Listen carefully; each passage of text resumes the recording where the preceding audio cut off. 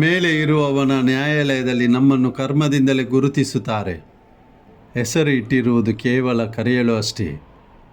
ಒಂದು ಸಲ ಒಬ್ಬ ಬಡ ರೈತ ತನ್ನ ಜೊತೆ ತುಂಬ ಸುಂದರವಾದ ಸೇಬಿನ ಪೆಟ್ಟಿಗೆ ಹಿಡಿದು ತಲುಪಿದ.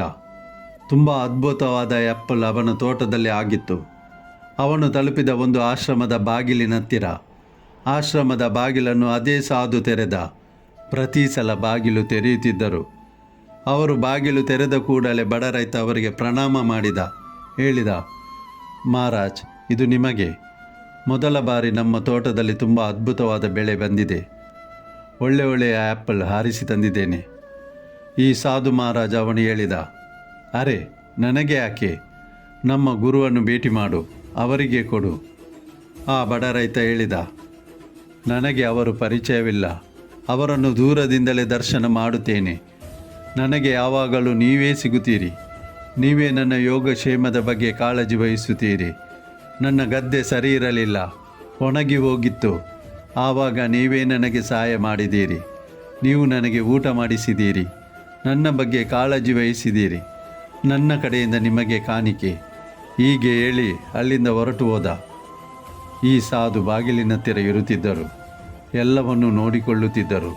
ಮಠದ ರಕ್ಷಣೆ ಮಾಡುತ್ತಿದ್ದರು. ಅವರು ಯೋಚಿಸಿದರು, ಇದು ನನಗಾಗಿ ಅಲ್ಲವೇ ಅಲ್ಲ.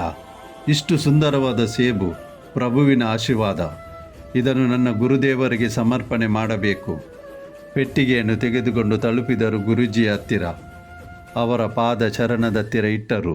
ಪ್ರಭು, ಒಬ್ಬ ರೈತ ಇವತ್ತು ಕೊಟ್ಟು ಹೋದ. ಅಷ್ಟು ಹೇಳಿ ಅಲ್ಲಿಂದ ಬಂದರು. ಗುರೂಜಿ ಯೋಚಿಸಿದರು, ಆಶ್ರಮದಲ್ಲಿ ಒಬ್ಬ ಬಾಬಾ ಹುಷರಿಲ್ಲದೆ ಇದ್ದಾನೆ.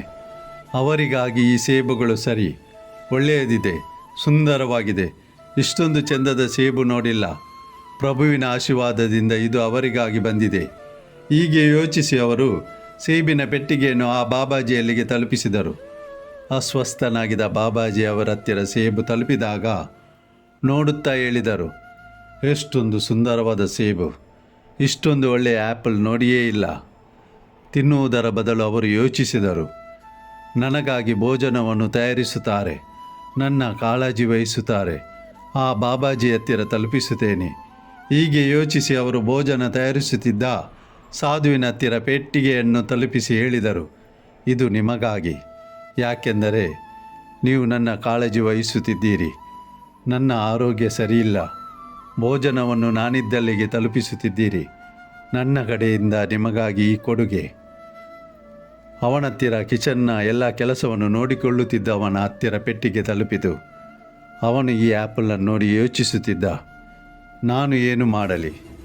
ಅವರ ಕಿಚನ್ನಲ್ಲಿ ಹೊಸದಾಗಿ ಡ್ಯೂಟಿ ಮಾಡಲು ಹೊಸ ಬಾಬಾ ಬಂದಿದ್ದರು. ಹೊಸ ಬಾಬಾ ತುಂಬ ಯಂಗ್ ಆಗಿದ್ದರು.